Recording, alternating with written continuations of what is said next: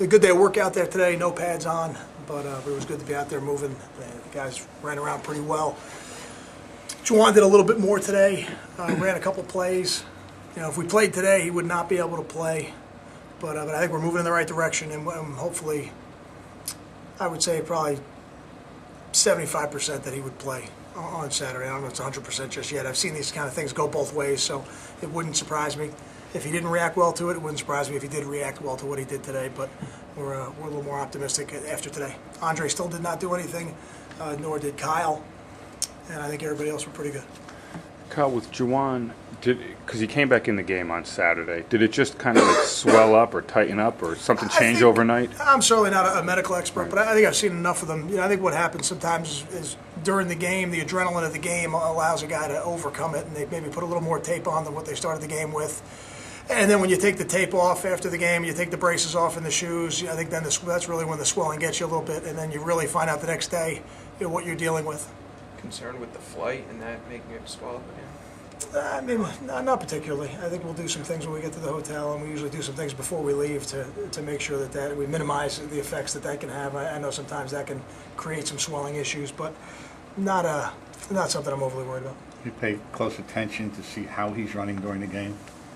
I think you have to. I think if you go into the game, with any player, if you go into the game thinking he is healthy enough that he can help us win this football game, if at any point you think that changes, I think you have to make a decision. Absolutely. So, you know, whether it's a player goes in with a game or a player gets dinged during the game, you know, we really needed to see some significant things on the sideline before we let him go back in last week's game, just to know that he could continue to help us. Kyle, do you go into this thinking you could see both quarterbacks from Cincinnati, or are you going in thinking...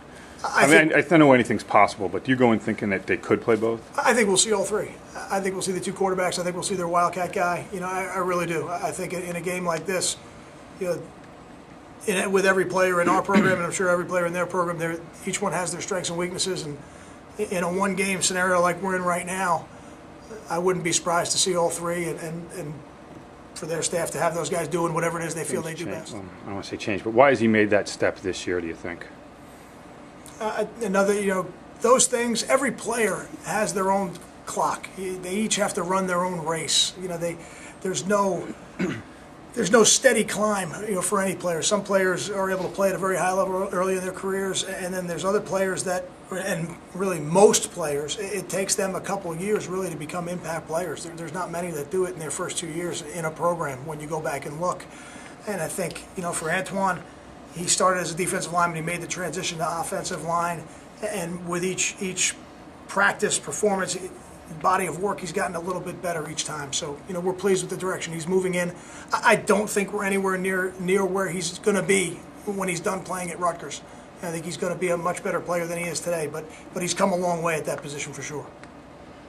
Looks like Cincinnati has the second highest sack total in the Big East. What is it about them that allows them to be so good up front? Their entire defense runs very well, and they play with relentless motor. You know, if you have those two things, you got a chance. You got a chance to get to the quarterback. Kyle, I know Cincinnati's done well against you guys in their building. Other than pure talent, is there anything that makes that a tough place to play? I don't think so. I think each one of those games, if you went back and looked at them, there'd be a lot of different players, probably different coaches, and in this case, an entirely different coaching staff, you know, from our perspective, you know, with the exception of two people, both of which are in different roles, you know, now, so you know, you could look at it as an entirely different coaching staff. I think it's always the players, and then it's always the challenge of going on the road and dealing with the crowd factors. But other than that, the other parts of going on the road are the same. You know, you get on a plane, you go to a hotel, you run your routine. You know, the crowd in each place is a little bit unique. Their crowd is very spirited and certainly does the best they can to try to affect the game. But the overriding strongest factor in any of those games is the players. Your players, their players, and who executes the best. And I don't think it'll be any different on Saturday. Got time for two more. Are the Bengals around? Do you know if Mohammed and Brian will be around? I do not know that. I don't know if they're Are the home or Bengals away home? this week. We had a couple guests on a bye week today. Jason McCourty and Kevin Mallist from the Titans were here this week, so I'm sure they're on a bye week.